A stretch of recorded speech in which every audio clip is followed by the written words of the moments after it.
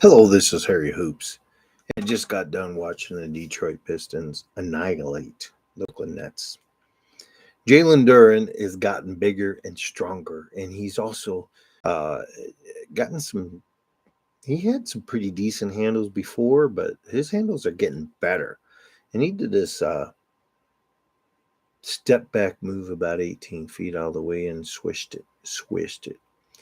And Cade Cunningham last year played some of the best basketball I've ever seen played, and he's even better. He's stronger. He's ripped. He's going to the hole, and he's hard to stop. Very similar to LeBron in a sense, but different than LeBron. It seems like Cade's even better in a sense that he just kind of doesn't force anything, takes a three here and there, and it seems like when he takes them, he makes them. I mean, I know he's not 100% from the field goal, but it seems like the timing of the shot, it just flows in the game. He gets everybody more involved. And he's got some very capable teammates to help join him. In addition to Jalen Duren, Asor Thompson is stepping up. And everybody's really playing. We got Duncan Robinson. And when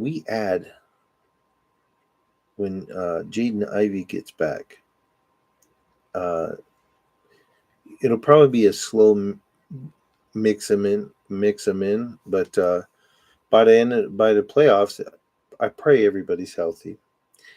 If our guys are healthy, Duran, Cade, we'll have Tobias Harris, Marcus Sasser. I like Marcus Sasser. Um, we're going to be fine. And the other thing I want to talk about, and I saw some kind of poll about who is the best Pistons coach ever. And a lot of people are going to say Chuck Daly. Now, Chuck Daly did um, do a great job managing different personalities and whatnot. And I'm not sure if the Pistons could have won without him in a sense, but here's where I have a problem with Chuck Daly. Isaiah Thomas was a superstar of superstars. He has a winning playoff record against Bird, Magic, and Jordan. And obviously, he didn't do it by himself. But until they give Bill Laimbeer his rightful recognition and get him in the Hall of Fame, you're telling me that Isaiah Thomas at 6'1", with only a Hall of Fame backcourt guard and a Hall of Fame rebounder in Dennis Rodman, who only played half his career with Detroit, by the way,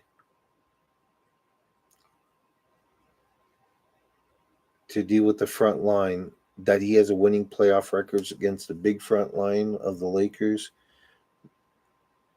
the Celtics, and Jordan. The truth is, Chuck Daly was a really, really good coach. Okay. But did he win before he got to coach Isaiah? No, he did not. Did he have any great success after it with the Orlando Magic? No, he did not.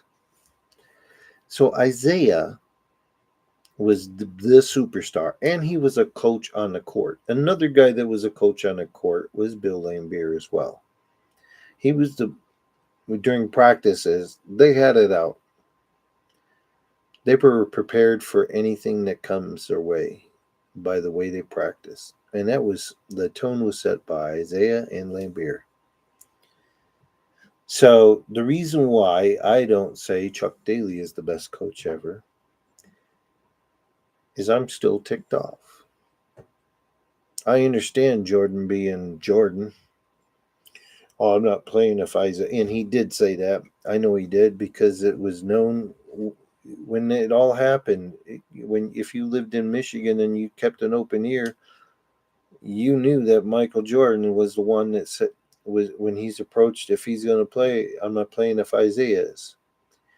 And he had the NBA's ear. He was the one thing. Now he's 6-0 in the finals. I hear that all the time when they talk about the GOATs. But when they throw titles at you, they leave Bill Russell out.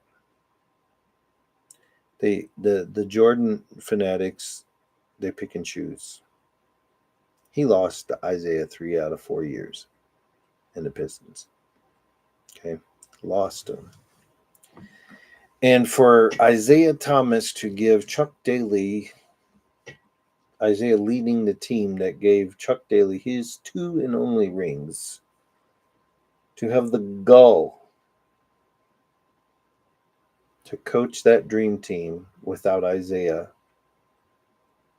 I lost all respect for him being a great coach.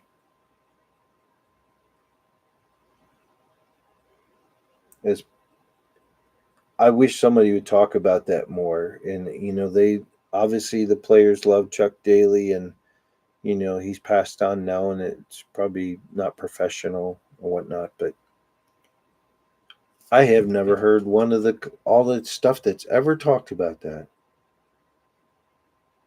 Why don't somebody? I understand the rivalry between the Pistons and the Bulls, creating that riff. And if Isaiah was the most popular one out of those two and he did that, everybody be ticked off at him. But can you imagine Phil Jackson being that coach and having Isaiah and no Jordan? And everybody says, well, Isaiah wasn't as good as Jordan. Well, I don't know about that. What do you base that on? If Isaiah shot as many times and was disregarding his teammates on passing them the ball as much as Jordan did, do you think Jordan or many others couldn't have scored as much as Jordan? I say the best coach that we've ever had is the one we have right now, JB Bickerstaff. I've seen Chuck Daly leave his starters in while they're getting blown out to teach them a lesson. What a dick. Okay, I don't use that word often. I shouldn't say that, but I should correct that. That's what a jerk move. Wearing you guys out. JB Bickerstaff took a team that had lost 28 games in a row and had their Pistons' worst season. He took that team on in his first year and got them into playoffs last year. And he's got them at a 7-2 start this year.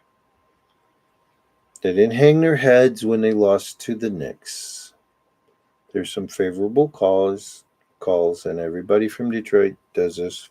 Well, the refs. But there's a couple calls that the constant calls for Jalen Brunson flopping like a fish and diving and getting a foul called.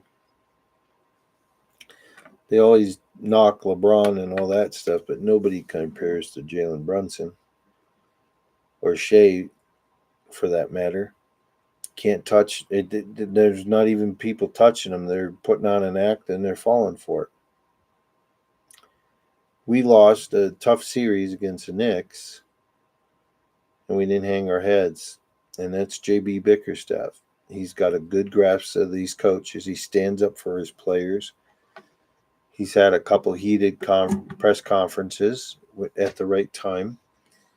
He took Isaiah Stewart, who was jacking up threes instead of banging. Somehow, he's magically taught all them how to play their roles correctly. I like JB Bickerstaff, and here's this: I wasn't impressed with any coach since Larry Brown. I wanted them to. They should have named Bill Laimbeer their coach right after Larry Brown, and they would have probably won 2 or 3 more titles because they had a lot of talent on that team. Even when if, but there's something there between Dumars and Laimbeer probably. Dumars probably saying I would never have, Laimbeer such a strong personality that he hires him. He's getting overpowered by Laimbeer, and Laimbeer was the general manager and coach of the Detroit Shock and won 3 titles. So Dumars, you only won 1 with the 04 team. He could have been smart and grabbed not Michael Curry, who didn't even play. How is Michael Curry? I'm going back to those days. Michael Curry was deep on the bench. And then he sits Allen Iverson when we traded Billups for Iverson. And you know what? Iverson still had a little bit left in the tank. You let Iverson and Rasheed Wallace and that team be coached by Laimbeer, I'm sorry, lights out. JB Bickerstaff has blown me away. There's so many times I watched last year where I'm like, man, we need to take a timeout. He takes a timeout. He's got so good. His control of this team without being controlling is amazing. Managing, being a boss and managing is an art.